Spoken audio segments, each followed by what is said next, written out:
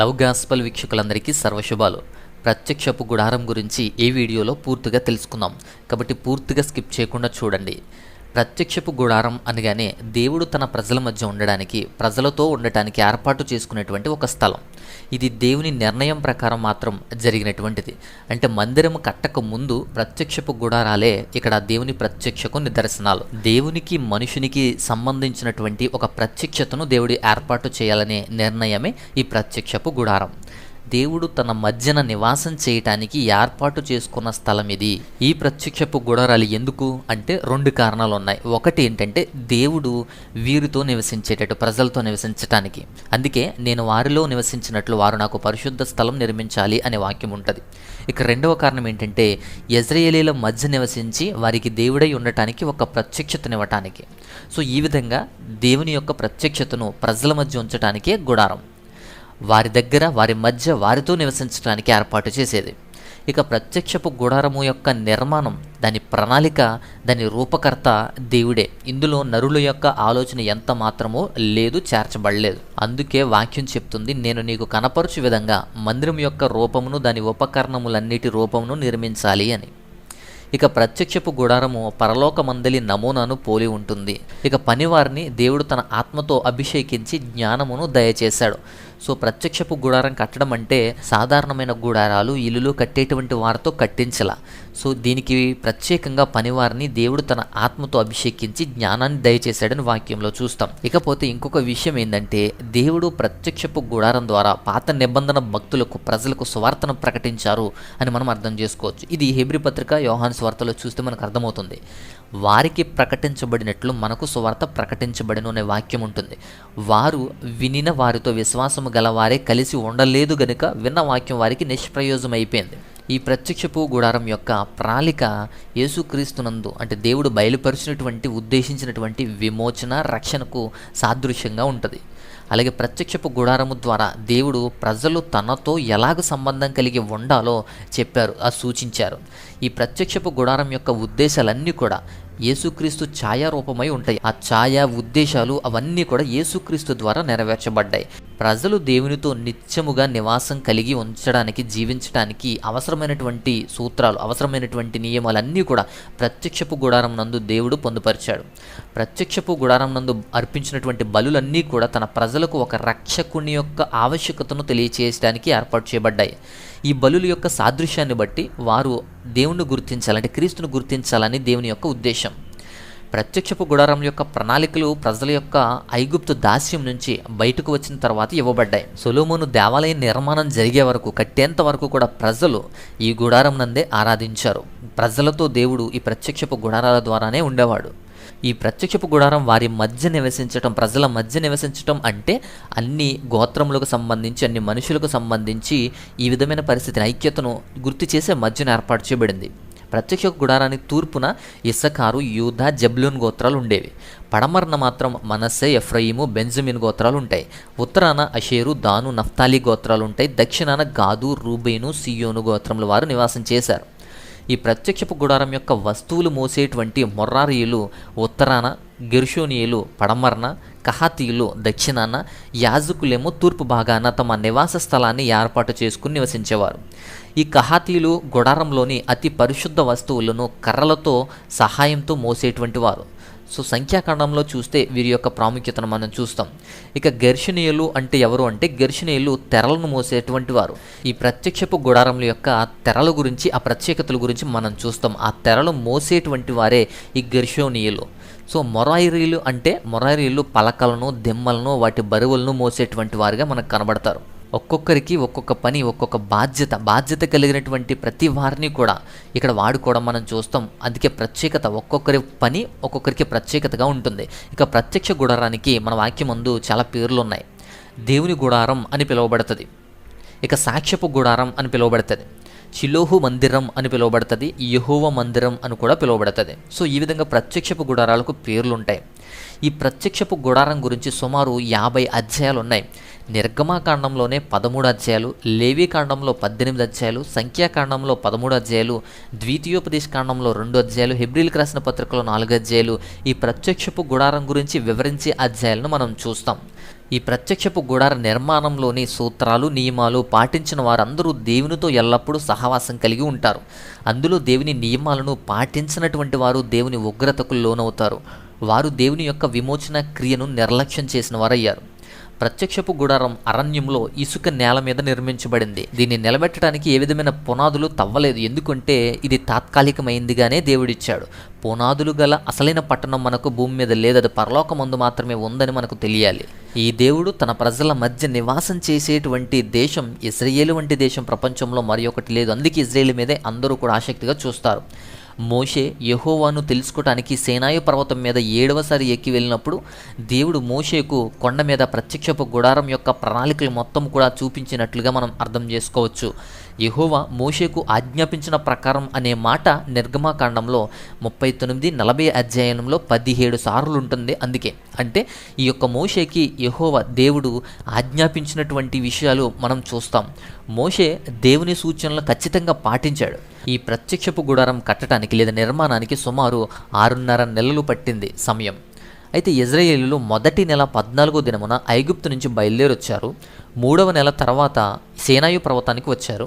మోషే పర్వతం మీద దేవుని దగ్గర దాదాపు 80 రోజులు గడిపాడు. అంటే మరుసటి సంవత్సరం లేదా 2వ సంవత్సరం మరుసటి సంవత్సరం మొదటి నెల మొదటి దినమున ప్రత్యక్షపు గుడారం నిలబెట్టబడి ఉంది. మందిరం అనే మాట ఇక్కడి నుంచే ప్రారంభమైంది. సో మందిరం అనే మాట టబర్నకల్ అంటాం ఇంగ్లీష్లో, ఇక్కడి నుంచే ప్రారంభమైంది. పరిశుద్ధ గ్రంథమందు ఇది సుమారు 328 సార్లు ఉంది అంటే దీని ప్రాముఖ్యతను చూసుకోవచ్చు. పాత నిబంధనలోనే 302 సార్లు ఉంది, కొత్త నిబంధనలో కేవలం 26 సార్లు మాత్రం ఉంది. మొత్తం 126 అధ్యాయాల్లో దీని గురించి ప్రస్తావించబడింది. 126 అధ్యాయాల్లో ప్రస్తావించబడినటువంటి మాట ఇది. మనం ప్రత్యక్షపు గుడారాన్ని చూసినప్పుడు బయట నుంచి లోపలికి వివరించుకుంటూ వెళ్తాం, కానీ దేవుడు ప్రత్యక్ష గుడారాన్ని గురించి వివరణ ఇచ్చినప్పుడు లోపల నుంచి బయటికి ఇచ్చారు. ప్రజలు నిర్మాణం చేయడప్పుడు బయటి నుంచి లోపలికి వివరించబడింది.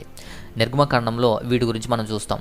ఇక ప్రత్యక్షపు గుడారం యొక్క నిర్మాణంలో చాలా ముఖ్యమైనటువంటి వస్తువులు ఏంటి అంటే బంగారము, వెండి, ఇత్తడి. సో బంగారము దైవత్వానికి, పరిశుద్ధతకు సూచనగా ఉంటుంది. వెండి విమోచనకు సూచన, ఇత్తడి తీర్పుకు సూచన, నీలము పరలోక సంబంధమైనటువంటి వాటికి సూచన, ధూమ్రము రాజరికానికి సూచన, రక్తవర్ణం బలికి సూచన, పరిమళ ద్రవ్యం సువాసనకు సూచన, నూనె అభిషేకానికి పరిశుద్ధాత్మకు సూచన, తెల్లని నార పరిశుద్ధతకు నీతికి సూచన, మేక వెంట్రుకలు పాప పరిహార్థ బలికి సూచన, ఎరుపు రంగు పొట్టేళ్ళు తోళ్ళు ప్రాయచిత్త సమాధాన బలికి సూచన, సముద్ర వస్తల తోళ్ళు బయటి రూపమునకు సూచన, తుమ్మ కర్ర మానవ స్వభావానికి సూచన. ఈ విధంగా వాడినటువంటి వస్తువులను ఉపయోగించి వాటి సూచనాత్మకమైన విషయాలు మనం అర్థం చేసుకోవచ్చు. ప్రత్యక్షపు గుడారమందు 3 ప్రాముఖ్యమైన విభాగాలు ఉంటాయి. మొదటిది ఆవరణము, రెండవది పరిశుద్ధ స్థలము, మూడవది అతి పరిశుద్ధ స్థలము. ప్రత్యక్షపు గుడారం నందు ఈ ముఖ్యమైనటువంటి వస్తువులు కూడా ఉంటాయి. ఆవరణపు దీపస్తంభం, దిమ్మలు, మేకులు, తాళ్ళు, అడ్డుతెరలు, ఆవరణ ద్వారం, బలిపీఠం, గంగాలం, రొట్టె బల్ల, దీపస్తంభం, ధూపవేదిక, నిబంధన మందసం, నిబంధన పలకలు, మోత కర్రలు, పాత్రలు, అభిషేక తైలము, యాజక వస్త్రాలు, మన్నా పాత్ర, చిగురించిన అహరోను కల. ఈ వస్తువులన్నీ ఇక్కడ మనకు కనపడతాయి. అంటే ఒక్కొక్క వస్తువు వెనక ఒక్కొక్క చరిత్ర ఉంటుంది, ఒక్కొక్క అంశం ఉంటుంది. ప్రత్యక్షపు గుడారంలోని వస్తువులు అమరికను మనం గమనించిన ఎడల అవి సిలువ ఆకారంలో అమర్చబడినవిగా మనకు కనిపిస్తూ ఉంటాయి. ఆయన తన ఎదుటి ఉంచబడిన ఆనందము కొరకై సిలువను సహించును అని హెబ్రీ పత్రికలో చూస్తాం. దేవునికి మానవునికి మధ్య ఉన్న శత్రుత్వము యేసుక్రీస్తు వారు సిలువలో తాను బలియాగంగా అర్పించుకోవడం ద్వారా తొలగిపోయిందని కొలసీ పత్రిక, ఎఫెసీ పత్రికలో చూస్తాం. దేవాలయం అయితే ఒకే చోట ఉండేది, అందరూ అక్కడికి రావాల్సిందే. కానీ ప్రత్యక్షపు గుడారం ఎప్పుడైనా విడదీసి వేరే ప్రదేశానికి తీసుకువెళ్ళి మరలా అక్కడ కట్టుకునేటువంటి విధంగా చేయబడింది. అందుకే దానికి సంబంధించిన పనివారిని కూడా నిర్ణయించబడింది. ప్రత్యక్షపు గుడారం కట్టడానికి అవసరమైన సామాగ్రి అంతటిని కూడా ప్రజలు ఇష్టపూర్వకంగా మనపూర్వకంగా తీసుకుని వచ్చారు. ఈ ప్రత్యక్షపు గుడారంలోని మొదటిది ఆవరణం చూద్దాం. ఆవరణము దీర్ఘచతురస్రాకారంలో ఉంటుంది. ఈ ఆవరణం యొక్క ఏర్పాటు ఎలా ఉంటుందంటే ప్రత్యక్షపు గుడారము బయట ప్రపంచం నుంచి వేరు చేయబడినటువంటి సరిహద్దుగా ఉంటుంది. ఈ ఆవరణం చుట్టూ కట్టబడినటువంటి తెరలు కూడా కొన్ని సాదృశ్యాలు ఉన్నాయి. పాపుల మార్గం నుంచి వేరు చేయబడడానికి ఇవి సాదృశ్యాలు. పరిశుద్ధుల యొక్క నీతి క్రియలకు తెల్లని తెరలు సాదృశ్యంగా ఉంటాయి. స్తంభములు విశ్వాసులకు సూచనలుగా ఉంటాయి. ఇత్తడి పాపము మీద దేవుని యొక్క తీర్పునకు సాదృశ్యంగా ఉంటుంది. ఈ విధంగా ప్రత్యేకించబడిన తెరలు ఆవరణం చుట్టూ ఉంటాయి. ఈ ఆవరణం యొక్క తెరల ఎత్తు సుమారు 5 మూరలు ఉంటుంది. ఈ 5 మూరలు ఉండటం వలన ఎవరూ కూడా లోపలికి చొరబడ్డానికి వీల్లేదు, తొంగి చూడడానికి వీలు పడదు. అది వల్ల కాదు. లోపలికి వెళ్ళాలంటే ఈ ఆవరణం యొక్క ద్వారము ద్వారా మాత్రమే వెళ్ళాలి. ఇక ఆవరణ ద్వారం గురించి కూడా చూస్తే ప్రత్యక్షపు గుడారం నందు ఆవరణ ద్వారం తూర్పు వైపున ఉంటుంది. ఈ దిక్కునంతే యూదా తన గుడారం ఏర్పాటు చేసుకున్నాడు. యూదా గోత్రం యొక్క గుర్తు సింహం, దాని నుంచి యూదా గోత్ర సింహం అనేటువంటి యేసుక్రీస్తు ప్రభువారు వచ్చారు. సో ఈ ద్వారమున ఎక్కువ రంగులు కలిగినటువంటి తెర 4 స్తంభముల మీద వేలాడదీయబడి ఉంటుంది. ఈ రంగులు ఏంటి అంటే నీలం యేసుక్రీస్తు ప్రభువారి యొక్క దైవత్వానికి గుర్తు, ధూమ్రము అంటే యేసుక్రీస్తు ప్రభువారి యొక్క రాజరికానికి గుర్తు, రక్తవర్ణం యేసుక్రీస్తు ప్రభు యొక్క రక్త త్యాగానికి గుర్తు. కాబట్టి ఈ ఆవరణము ద్వారము అనేది యేసుక్రీస్తు వారిని మాత్రం సూచించేది. అందుకే ఈ యోధా గోత్రము నుంచి వచ్చినటువంటి సింహంగా ఆయన చూస్తాం. అంతేకాకుండా కేవలం లోపలికి ప్రవేశించడానికి ఇది మాత్రమే మార్గం. అలాగే యేసుక్రీస్తు వారు కూడా ఆయన మాత్రమే మార్గంగా మనం చూస్తాం. ఆవరణం యొక్క తెర నిలవబెట్టడానికి ఉపయోగించినటువంటి 4 స్తంభాలు కనబడతాయి. ఈ 4 స్తంభాలు 4 సువార్తలకు సూచనలుగా ఉంటాయి.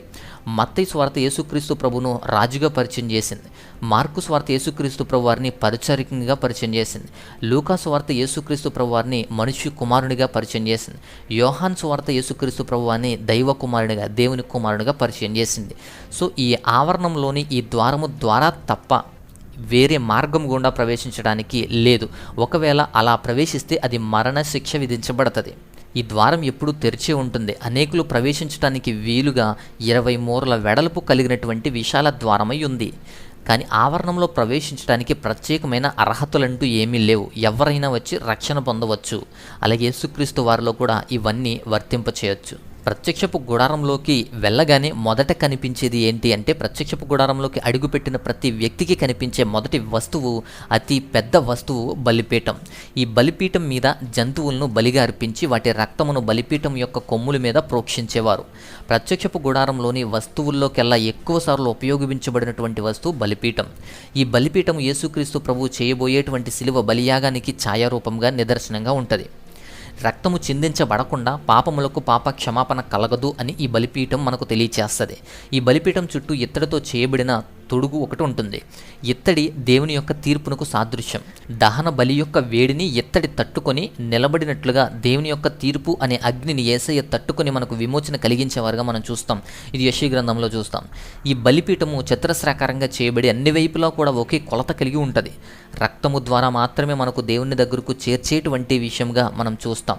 బలిపీఠము చట్రం యొక్క ఎత్తు అతి పరిశుద్ధ స్థలంలో ఉంచబడిన కరుణాపీఠం యొక్క ఎత్తునకు సమానంగా ఉంటుంది. బలిపీఠం మీద ఎప్పుడు కూడా అగ్ని మండుతూ ఉండాలి. ఈ అగ్నితో దీపస్తంభము, ధూప వేదిక వెలిగించేటువంటి వారు.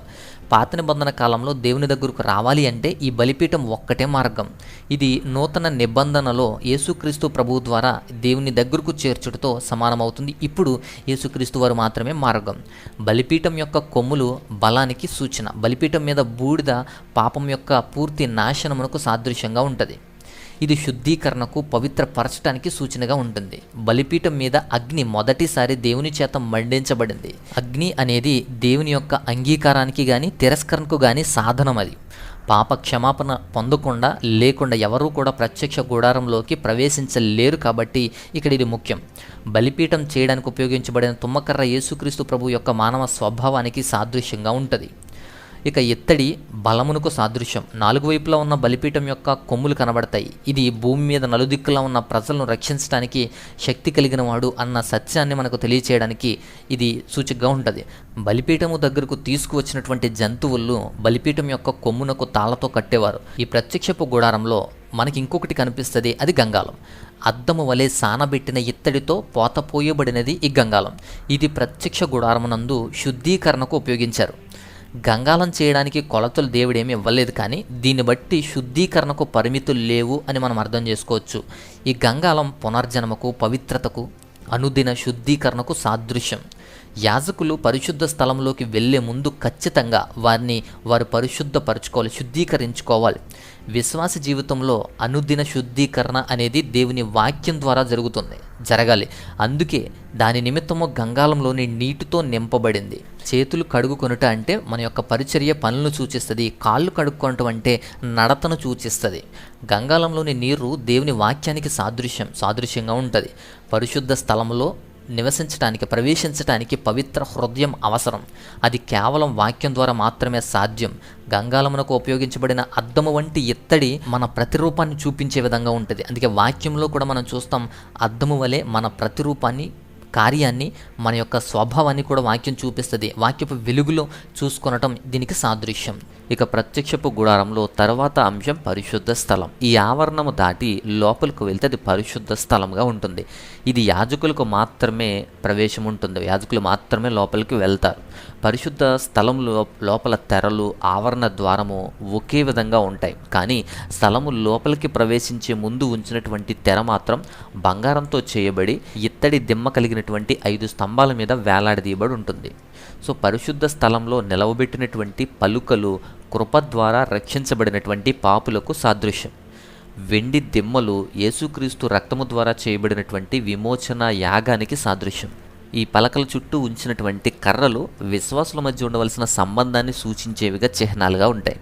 సో ప్రత్యక్షపు గుడారంలో పరిశుద్ధ స్థలం చాలా ప్రాముఖ్యమైనది. అంతేకాకుండా ఈ ప్రత్యక్షపు గుడారం యొక్క తెరల గురించి మాట్లాడితే, ఈ పరిశుద్ధ స్థలమును కప్పటానికి, కేవలం ఈ పరిశుద్ధ స్థలంను కప్పటానికే 4 రకాల తెరలను ఉపయోగించేవారు. ఒకటి తెలుపులో, రెండవది నీలములో, మూడవది రక్తవర్ణంలో, నాలుగవది ధూమ్రంలో ఉంటుంది. సో అన్నిటికన్నా లోపల వైపున ఇవ్వబడినటువంటి 4 రంగుల తెర ఉంటుంది. ఈ 4 రంగుల తెర యేసుక్రీస్తు ప్రభువు ద్వారా విశ్వాసులకు ఇవ్వబడినటువంటి రక్షణ, నీతి, ఇలాంటి విషయాలు తెలియచేస్తుంది. ఈ 4 రంగులు కలిపి క్రీస్తు యొక్క సంపూర్ణతకు అవి సూచనగా ఉంటాయి. ఆ 4 రంగుల్లో ఒకటి తెలుపు. ఈ తెలుపు యేసుక్రీస్తు యొక్క పరిశుద్ధతకు సాదృశ్యం. ఇక నీలము క్రీస్తు యొక్క దైవత్వానికి సాదృశ్యంగా ఉంటుంది. రక్తవర్ణం యేసుక్రీస్తు సిలువలో కార్చినటువంటి బలియాగానికి సాదృశ్యంగా ఉంటుంది.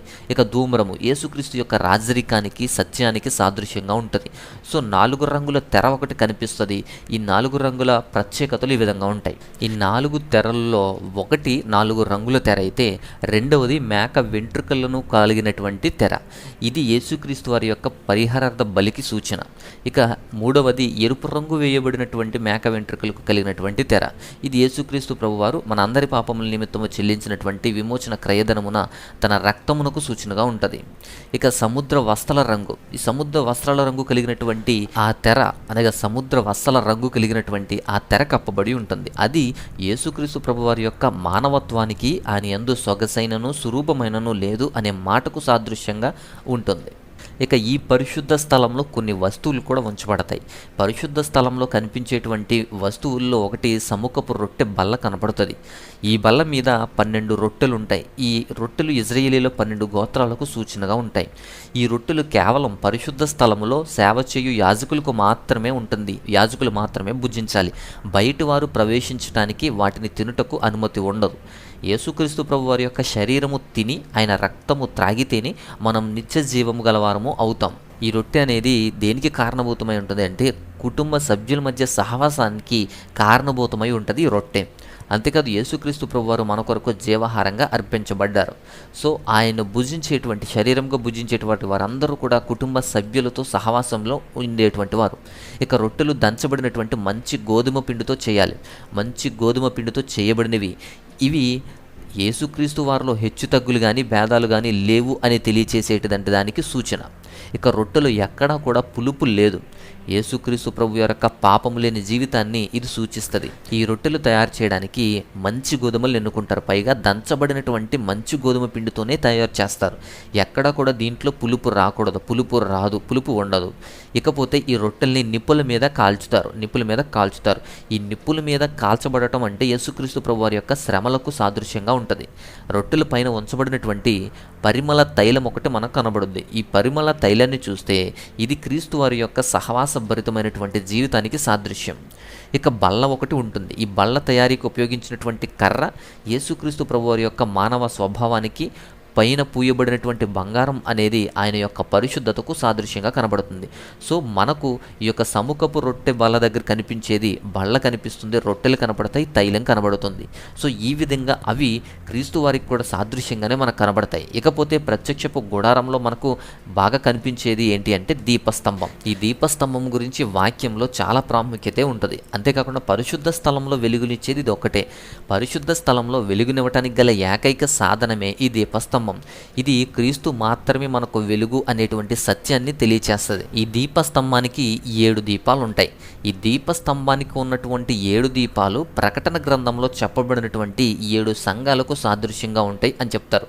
మనం యేసుక్రీస్తు ప్రభు ద్వారా వెలిగించబడిన ప్రకారం మనం ఇప్పుడు లోకంలో ఉన్న వారిని వెలిగించాలి అనేది కూడా ఇది తెలియచేస్తుంది. ఈ దీపస్తంభమునకు కొలతలేమి ఇవ్వబడలేదు.